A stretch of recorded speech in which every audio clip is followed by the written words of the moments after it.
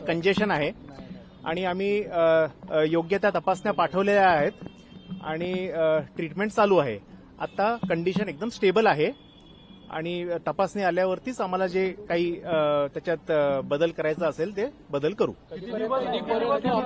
आता तपासणीचे रिपोर्ट आल्याशिवाय आम्ही आता काही सांगू शकत नाही. आता कंडिशन स्टेबल आहे आणि तपासणीचे रिपोर्ट आल्यावरतीच आम्ही पुढची ट्रीटमेंट काय बदल करायचे असेल ते ठरवू. आता व्हायटल्स आता थोडंसं मी सांगितलं फिजिकल एक्झर्शन असल्यामुळे थोडंसं कंजेशन झालेलं आहे आणि आता सगळे व्हायटल पॅरामीटर्स सगळे स्टेबल आहेत.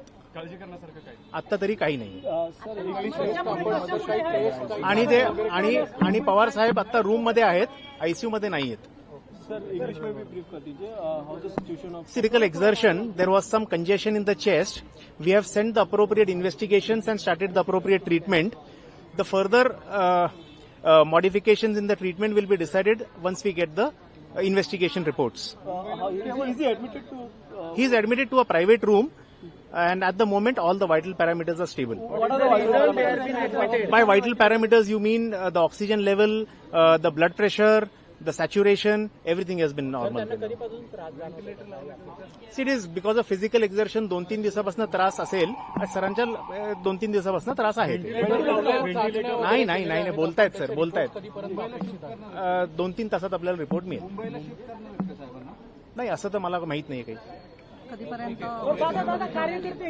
इन्व्हेस्टिगेशनचे रिपोर्ट आल्यावरतीच आपल्याला कळेल. आता आम्ही सर्वजण रुबी हॉल या हॉस्पिटलमध्ये त्या ठिकाणी आहे आणि तिथले तज्ज्ञ डॉक्टर अभिजित लोढा हे आपल्या सर्वांना आदरणीय पवार साहेबांच्या आरोग्याच्या स्थितीबद्दल त्या ठिकाणी मार्गदर्शन करतील. नमस्कार, माझं नाव डॉक्टर अभिजित. करताना विनंती करतो आपण अजिबात हॉस्पिटलला येऊ नका, कारण हॉस्पिटलमध्ये इतरही सर्व पेशंट आहेत आणि आत्ताच जसं डॉक्टरांनी सांगितलं की पवार साहेबांची तब्येत आता नॉर्मल आहे. आयसीयूमध्ये पवार साहेब नाही आहेत, एका प्रायव्हेट रूममध्ये आहेत. आत्ताच त्यांच्याशी मी स्वतः चर्चा करून आलेलो आहे. त्यामुळे कुठेही काही घाबरण्यासारखं, टेन्शन घेण्यासारखं अजिबात नाही. गेल्या 12-13 दिवसामध्ये फिजिकल स्ट्रेस म्हणजे तुम्ही बघितलं असेल, पवार साहेब स्वतः बऱ्याच ठिकाणी जात होते, लोकांना भेटत होते, त्याच्यामुळे थोडासा स्ट्रेस आलाय आणि आपण ज्याला कंजेशन म्हणतो म्हणजे कफ हा थोडासा काही प्रमाणात तिथं झालेला आहे.